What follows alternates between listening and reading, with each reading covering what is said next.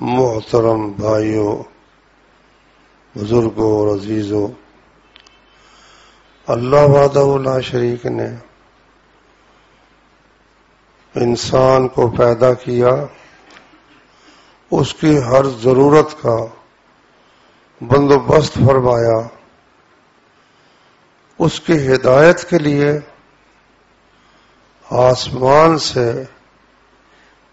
وحی کے ذریعے کتابیں نازل فرمائیں اور انبیاء کو مبعوث فرمایا،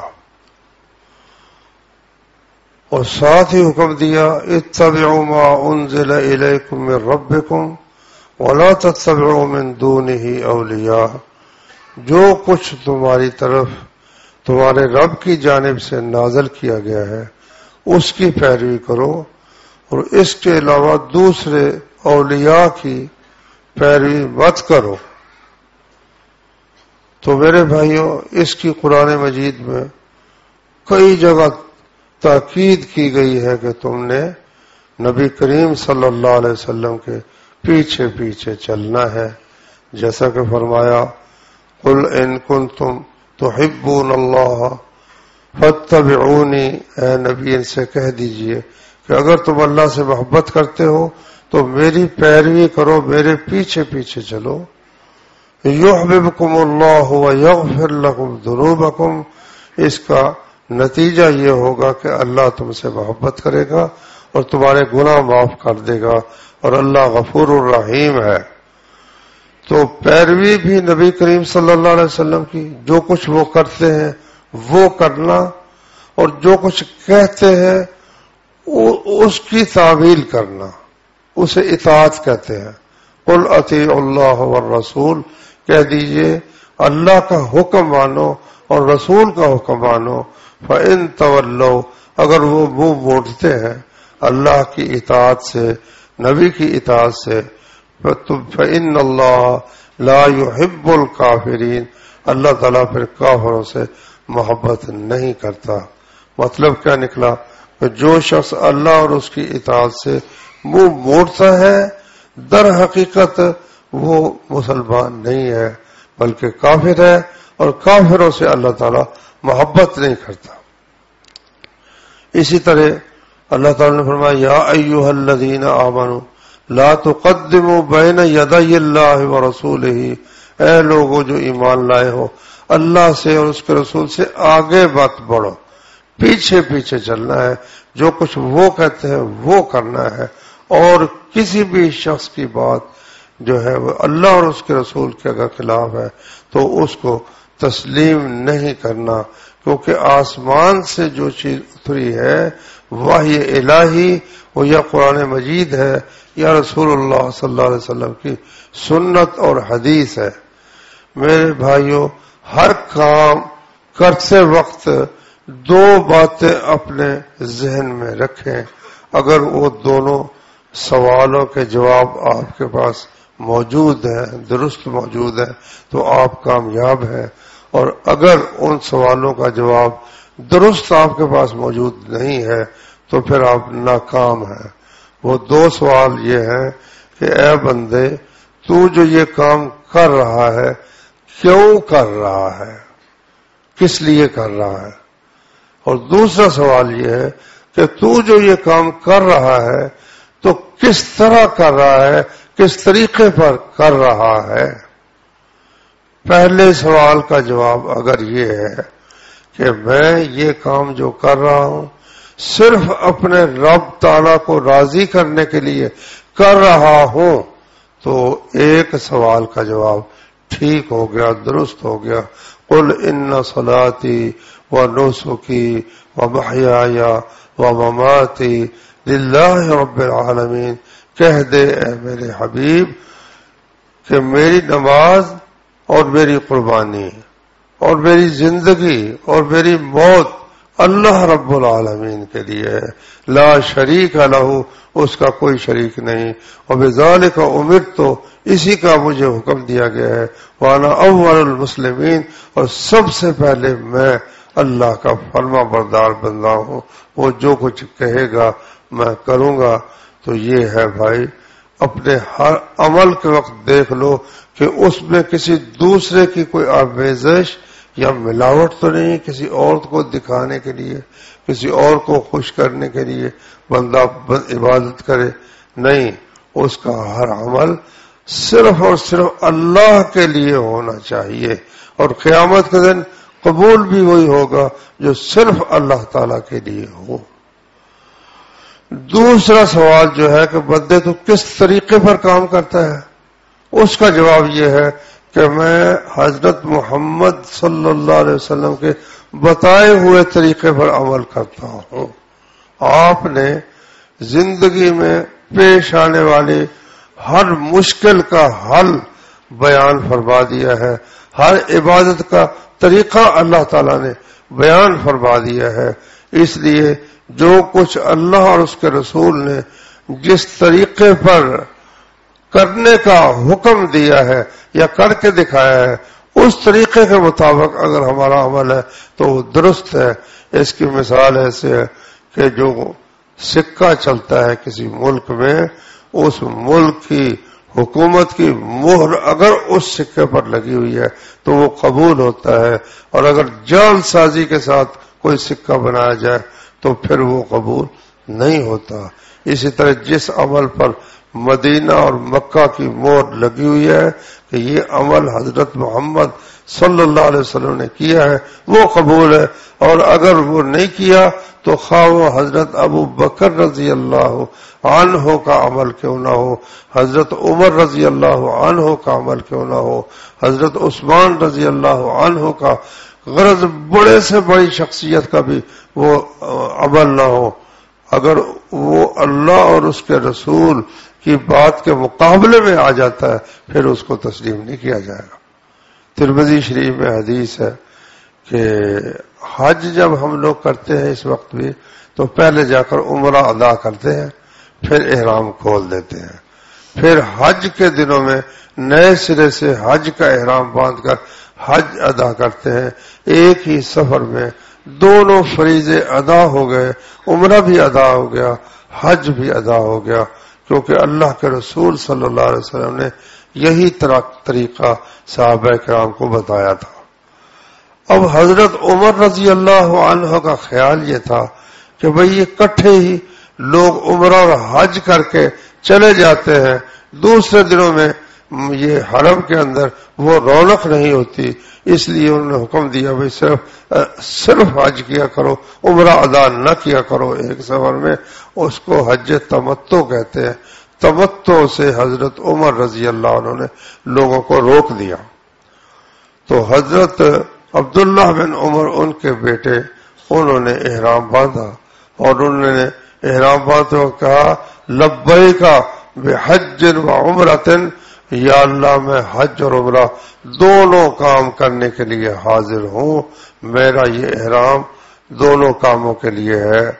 تو اس پر پھر لوگوں نے ان سے پوچھا کہ آپ یہ کیا کر رہے ہیں، آپ کے والد صاحب امیر المومنین ہیں اور آپ ان کی خلاف ورزی کر رہے ہیں، انہوں نے حکم دیا ہے کہ ایک سفر میں حج عمرہ ادا نہ کیا جائے، اور آپ اکٹھا ایک سفر میں حج عمرہ دونوں ادا کر رہے ہیں۔ انہوں نے کیا خوبصورت جواب دیا، کہنے لگے یہ بتاؤ کہ اگر ایک طرف اللہ اور اس کے رسول صلی اللہ علیہ وسلم کا حکم ہو اور ایک طرف میرے والد صاحب کا حکم ہو، امر ابی یتبع ام امر رسول اللہ صلی اللہ علیہ وسلم، تو پھر کس کے حکم پر چلا جائے گا؟ کیا میرے والد صاحب کے حکم پر چلا جائے گا یا رسول اللہ صلی اللہ علیہ وسلم کے حکم پر چلا جائے گا؟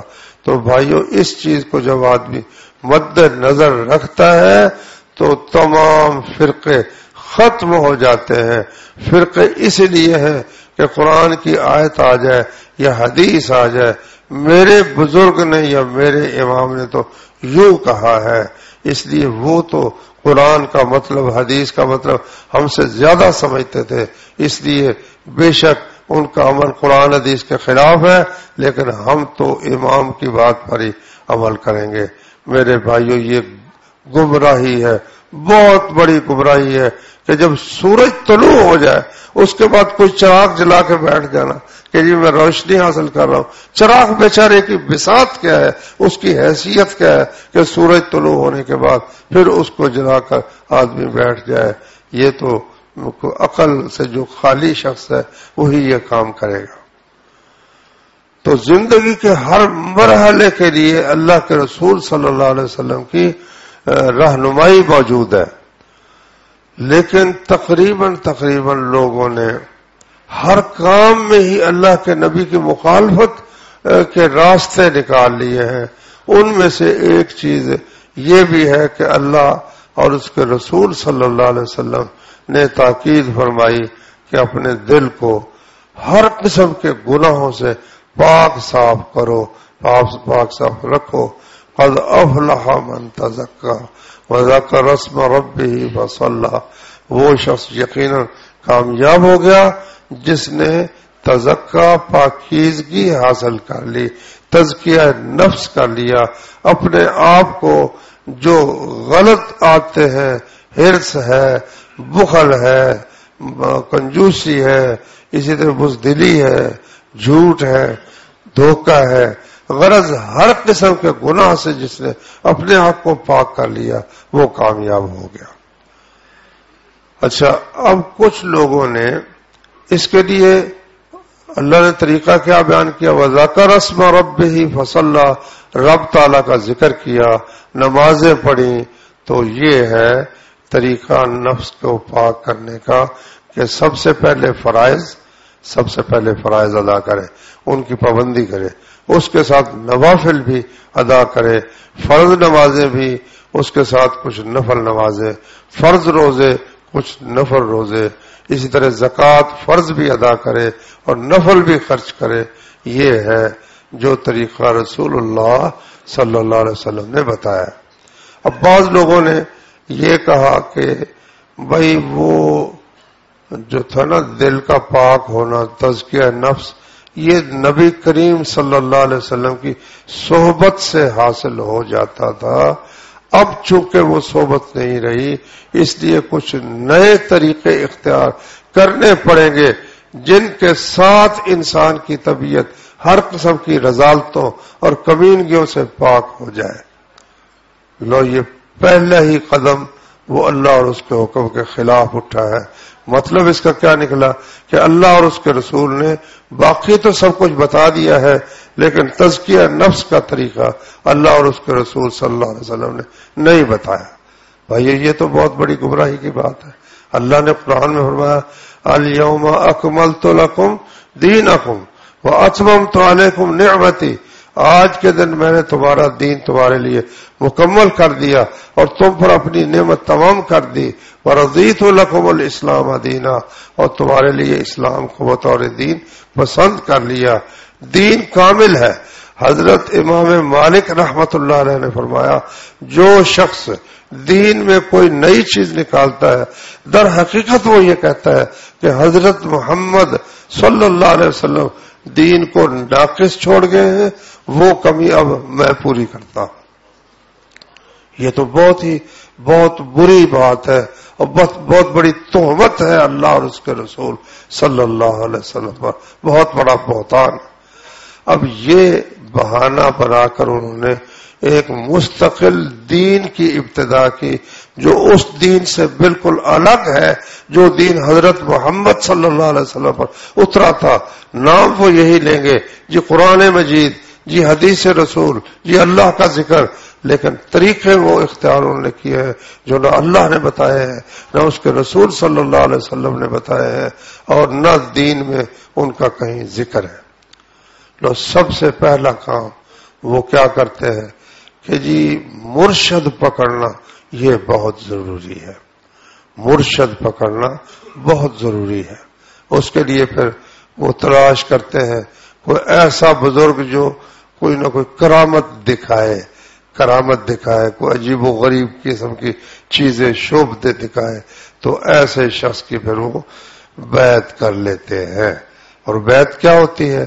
بیعت یہ ہوتی ہے کہ بھئی جو کچھ میں نے کہنا ہے تم نے اس پر عمل کرنا ہے، خواہ وہ تمہیں قرآن کے مطابق نظر آئے یا حدیث کے مطابق نظر آئے، اور خواہ وہ قرآن و حدیث کے خلاف نظر آئے، کیونکہ مرشد کو سب پتہ ہوتا ہے کہ اس مرید کا کیا علاج کرنا ہے اور اس کے لیے کون سی چیز جو ہے وہ ضروری ہے۔ لوگ پہلے قدم پر ہی انہوں نے انسان کو وہ سیدھے راستے سے ہٹا دیا، کیونکہ نبی صلی اللہ علیہ وسلم اسلام کی بیعت تو لیتے تھے، پھر نبی کریم صلی اللہ علیہ وسلم نے جہاد کی بیعت بھی لی، صلح حدیبیہ کے موقع پر اس کی بیعت بھی لیتے تھے، توبہ کی بیعت بھی لیتے تھے، او میرے ہاتھ پر بیعت کرو، تم زنا نہیں کرو گے، چوری نہیں کرو گے، اور یہ بھی بیعت بعض اوقات لی کہ تم کسی سے کوئی چیز مانگو گے نہیں۔ لیکن جب نبی کریم صلی اللہ علیہ وسلم فوت ہو گئے تو پھر ایک تو بیعت خلافت رہ گئی، بیعت خلافت کہ میں آپ کو خلیفہ تسلیم کرتا ہوں، امیر مانتا ہوں، یہ بیعت تو باقی ہے۔ اس کے علاوہ صحابہ کرام میں سے کسی شخص نے بیعت کا سلسلہ شروع کیا ہو کہ میں توبہ کی بیعت تم سے لیتا ہوں، 5 10 20 وہ حضرت عمر رضی اللہ عنہ، 5 10 20 حضرت عثمان، کوئی 10 20 حضرت ابو ہریرہ، کوئی 10 20 برا بن عازب، اپنے اپنے بیڑے اکٹھی کر کے تو ان کا حلقہ اپنا بنا لیا ہو اور وہ صرف اپنے مرشد سے ہی رہنمائی حاصل کرتے ہو، ایسی آپ کو ایک مثال بھی نہیں ملے گی۔ اچھا، پھر یہ ہے کہ جو بات ہے وہ مرشد سے پوچھنی ہے، کسی دوسرے عالم سے پوچھنی نہیں، کوئی دوسرا عالم اگر بتائے بھی تو اس کے پیچھے چلنا نہیں ہے، چلنا صرف مرشد کے پیچھے۔ یہ بنیادی طور پر یہ بغاوت ہے محمد رسول اللہ صلی اللہ علیہ وسلم۔ ان کی فرما برداری کا طریقہ تو یہ ہے، اس مسئلے کی ضرورت ہے تو اس عالم سے بھی پوچھ لو، کسی دوسرے سے پوچھ لو، کسی تیسرے سے پوچھ لو۔ استاد کیا ایک ہی استاد سے سب کچھ پڑھنا، یہ کہاں لکھا ہوا ہے؟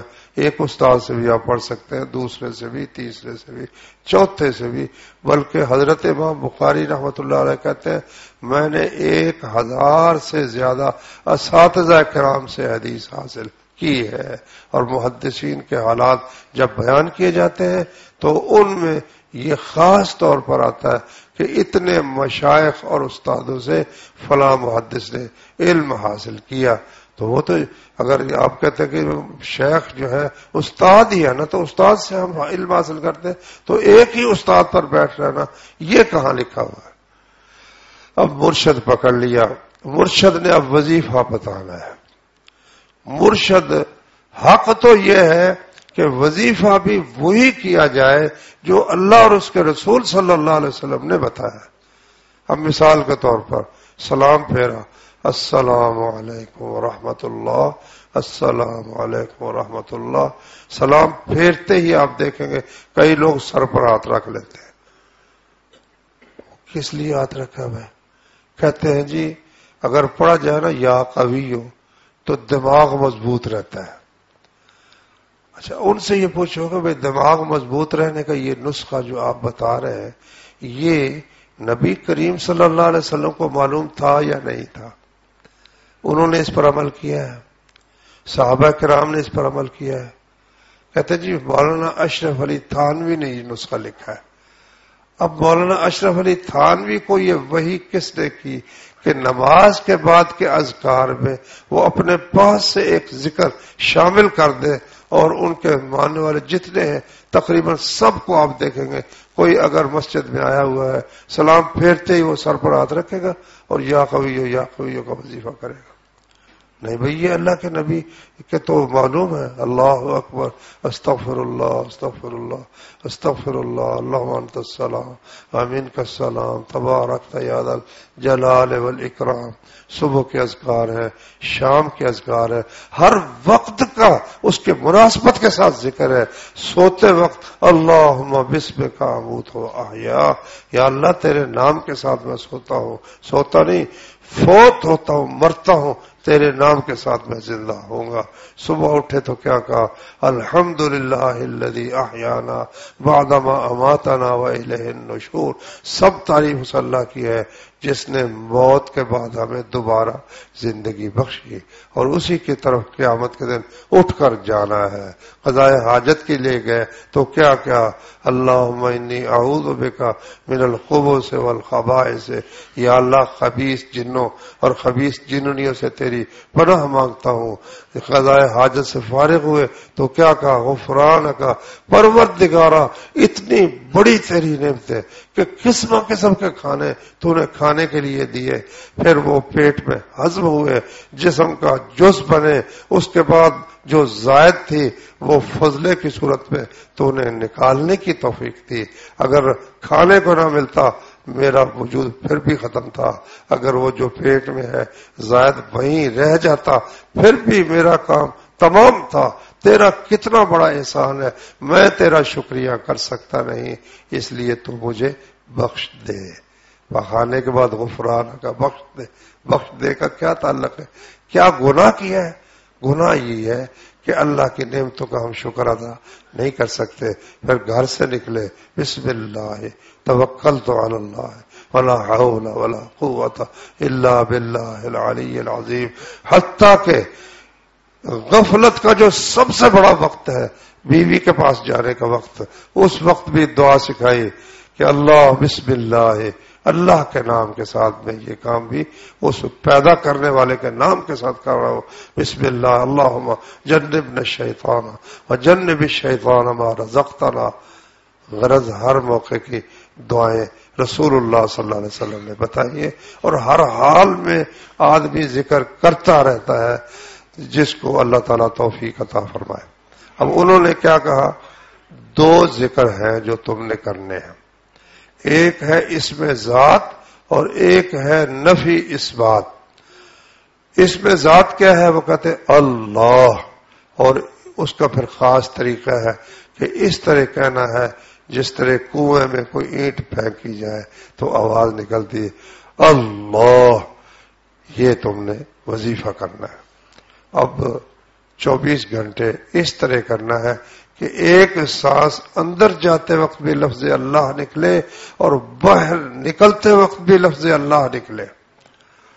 اور اس کے اگلی ساتھ اس کے جو ضروری شرط یہ ہے کہ تم نے اپنے مرشد کی شکل آنکھوں کے سامنے رکھنی ہے اور اتنی مشق کرنی ہے کہ وہ صورت جو مرشد کی ہے وہ اگر تم آنکھیں بند کرو تو تب بھی سامنے ہو اور آنکھیں کھولو تو تب بھی ہر طرف تمہیں مرشد کی شکل نظر آئے. اب غور کرو، یہ دو کام اکٹھے ہو گئے.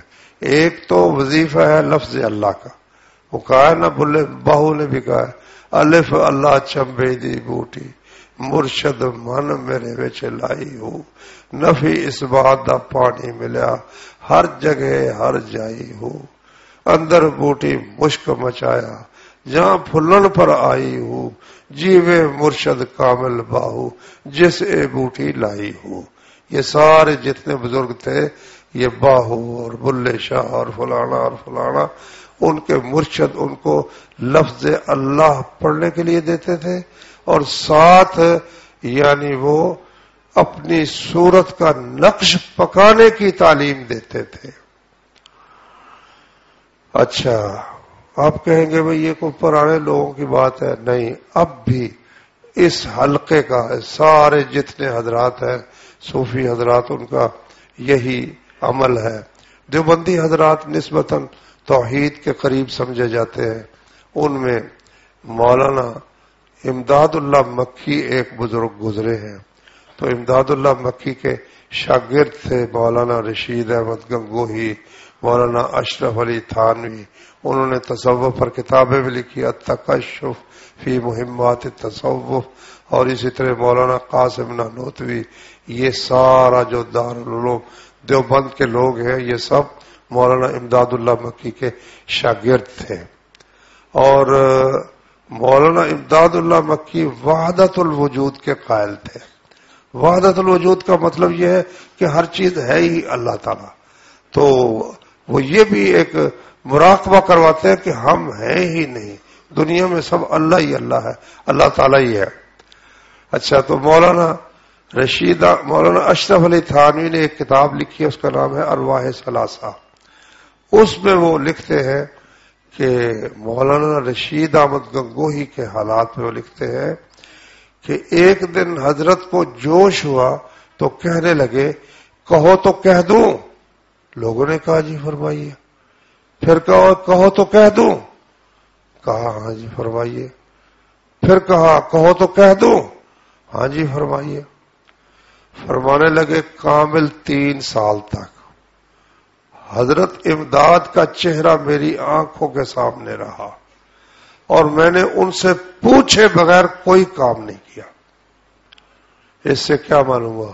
دن رات 24 گھنٹوں میں ہر وقت وہ مرشد کا نقش پکاتے رہے اور ان سے پوچھ کر ہر کام کرتے رہے. کیا مطلب نکلا؟ کہ وہ حضرت امداد اللہ ان کے پاس تھے؟ پاس تو وہ نہیں تھے، وہ تو جہاں ہوتے تھے. ان کا تصور ان کے پاس تھا اور اس تصور سے، اس نقش سے پوچھتے تھے، جو کچھ وہ کہہ دیتا اس پر عمل کرتے تھے. اب آپ دیکھیں، ایک طرف اللہ کے نبی صلی اللہ علیہ وسلم ہر موقع کے لیے اس کے مناسب دعا اور ذکر بتاتے ہیں، اور ایک یہ ہے کہ 24 گھنٹے کے لیے جاگتے ہوئے سوتے ہوئے لفظ اللہ اللہ اللہ اللہ اللہ اللہ بڑے عجیب طریقے سے پڑھتے ہیں. اور بعض اوقات ہو کہتے ہیں. ہو کا معنی نا وہ ہو کرتے ہیں. دیکھ لو بھئی. پھر کہتے ہیں جی ہم سنت کے مطابق چلتے ہیں. کیا نبی کریم صلی اللہ علیہ وسلم نے کسی بھی شخص کو لفظ اللہ کا اس طریقے سے عمل بتایا ہے؟ نہیں. بامانہ کلمات ہے. پڑھو سبحان اللہ و بحمدہ، سبحان اللہ العظیم، سبحان اللہ والحمد للہ ولا الہ الا اللہ واللہ اکبر ولا حول ولا قوت الا باللہ. اور جب نماز پڑھی تو یہ تصور کرنے کی بجائے کہ میرا رب مجھے دیکھ رہا ہے، وہ تصور کیا ہے کہ میں اپنے مرشد کو دیکھ رہا ہوں. ادھر لفظ اللہ اللہ نہیں کر رہا ہے اور ساتھ ہی اس کے وہ اللہ کون ہے، کس کو نگاہوں کے سامنے رکھا ہوا ہے؟ نگاہوں کے سامنے مرشد صاحب کو رکھا ہوا ہے. تو اس میں لکھا ارواح ثلاثہ میں پھر کچھ اور جوش ہوا تو کہنے لگے کہو تو کہہ دوں. عرض کیا جی فرمائیے. فرمایا پھر اتنے سال تک نبی کریم صلی اللہ علیہ وسلم کا چہرہ میری آنکھوں کے سامنے رہا اور میں نے ان سے پوچھے بغیر کچھ نہیں کیا. کیا سمجھے ہو؟ اللہ کے نبی کو کسی شخص نے دیکھا ہے؟ اچھا، اب ہر وقت وہ جو نبی کا چہرہ آنکھوں کے سامنے، وہ کس چہرے کو نبی کا چہرہ سمجھ کر سامنے رکھے ہوئے؟ وہی جو 3 سال مرشد کا پکایا تھا نا، اب وہی فنا فی الرسول ہو گیا. پہلے فنا فی الشیخ تھا، اب فنا فی الرسول ہو گیا. اور سمجھ کیا رہا ہے کہ میں ان سے پوچھ کر کام کر رہا ہوں رسول اللہ صلی اللہ علیہ وسلم سے. اب لاکھ اس کو حدیث دکھاؤ، لاکھ اس کو قرآن کی آیت دکھاؤ، وہ کہے گا میری تو ڈائریکٹ نبی سے ملاقات ہے، میں تو خود ان سے پوچھ کے کام کرتا ہوں. یہ جو ہے نا رب کی دھرتی، رب کا نظام، ان کی ایک کتاب ہے دلائل السلوک. اس میں وہ لکھتے ہیں ہم کسی کو وظیفہ نہیں بتاتے، بیعت نہیں کرتے. 6 مہینے کے لیے ہم اس کو کچھ وظائف بتاتے ہیں، اس کے بعد جاگتے ہوئے اس کا ہاتھ پکڑ کر نبی کے ہاتھ میں دے دیتے ہیں. جاگتے ہوئے حضرت ابو بکر کو تو ملنے کے لیے تشریف نہ لائے، نہ حضرت عمر کو. جھگڑے بھی ہوئے، حضرت علی حضرت معاویہ کی اتنی جنگ ہوئی، ہزاروں آدمی قتل ہو گئے، ان کے پاس تو تشریف نہیں لائے. لیکن تم ہر کام نبی کریم صلی اللہ علیہ وسلم سے پوچھ کے کر رہے ہو. دھوکہ ہوا بھائی، تم سے دھوکہ ہوا. تم جب اس راستے سے اکھڑ گئے جو حضرت محمد صلی اللہ علیہ وسلم کا راستہ تھا، پھر شیطان کی پوجا ہی ہے. ان یتبعون الا الظن وما تهوى الانفس. یہ لوگ گمان کی پیروی کرتے ہیں اور صرف اپنی خواہش نفس، دل میں جو خواہش رکھی ہوئی ہے. کہتے ہیں پھر کچھ اور جوش ہوا تو فرمایا کہہ دوں. ہاں جی فرمائیے. پھر بڑی مشکل سے کہا کہ جی پھر احسان کی منزل رہی. احسان یہ ہے نا کہ اللہ کی عبادت اس طرح کرو گویا کہ آنکھوں کے سامنے ہے. تو اب وہی نقشہ جو مرشد کا تھا پہلے رسول کا بنا، اب یوں سمجھو کہ پھر اللہ تعالیٰ سامنے آ گیا. یہ تو بھائی بالکل الگ راستہ ہے، خلاف ہے پیغمبر، کسے راہ گزید کہ ہرگز بمنزل نہ خواہد رسید. پیغمبر کے خلاف کوئی راستہ اختیار کرے گا تو وہ منزل مقصود پر کسی صورت پہنچ سکتا ہی نہیں ہے. تو اس لیے میرے بھائیوں اللہ کا شکر ادا کرو کہ نماز، اس لیے وہ ان کے بہت سے حلقے وقت ہے نماز کوئی ضروری نہیں ہے. یہ جو مولویوں کی نماز ہے یہ تو ٹکرے ہیں، آؤ ہم تمہیں دکھاتے ہیں. وہ ہے شعبدہ بازی، دوسرے کے دماغ پر وہ اثر انداز ہو کر ان کو کچھ چیزیں نظر آنی شروع ہو جاتی ہیں تو وہ سمجھتے ہیں کہ بہت بڑا کمال اس سے حاصل ہوتا ہے. تو اس لیے میری آپ بھائیوں کو تاکید ہے، یہیں سے بھاگ جائے گا شیطان اور اس کے چیلے، یہاں سے بھاگ جائیں گے. اس پر اصرار کر کے ڈٹ کر کہو کہ یہ عمل جو تو مجھے بتا رہا ہے کیا قرآن مجید میں موجود ہے؟ کیا نبی کریم صلی اللہ علیہ وسلم نے بتایا ہے؟ اگر قرآن میں نہیں ہے، نبی صلی اللہ علیہ وسلم نے بتایا نہیں ہے، تو اس کو کہو بھئی یہ تم ہی رکھو، ہمیں اس کی کوئی ضرورت نہیں ہے. ہم تو اس راستے پر چلیں گے جو قرآن میں آپ بتا دیں اور حدیث رسول سے دکھا دیں، پھر ہم وہ عمل خوش دلی سے، ٹھنڈے دل کے ساتھ، اطمینان کے ساتھ کریں گے. لیکن اگر تمہارے پاس اس کی کوئی سند نہیں ہے، کوئی دلیل نہیں ہے، تو وہ کفر کا اور بدعت کا راستہ تو ہو سکتا ہے، اسلام کا اور اتباع رسول کا راستہ نہیں ہو سکتا. اللہ تعالیٰ سمجھنے کی، عمل کرنے کی توفیق. سبحانك اللهم وبحمدك أشهد أن لا إله إلا أنت أستغفرك وأتوب إليك.